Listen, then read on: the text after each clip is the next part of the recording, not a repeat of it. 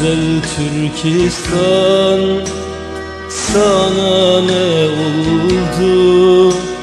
Seher çağında güllerin soldu.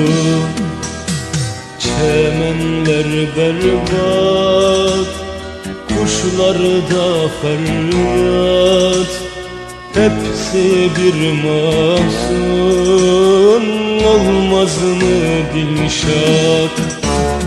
Bilmem niçin kuşlar ötmez bahçelerinde,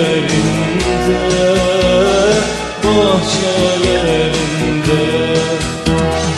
Bilmem niçin kuşlar ötmez bahçelerinde.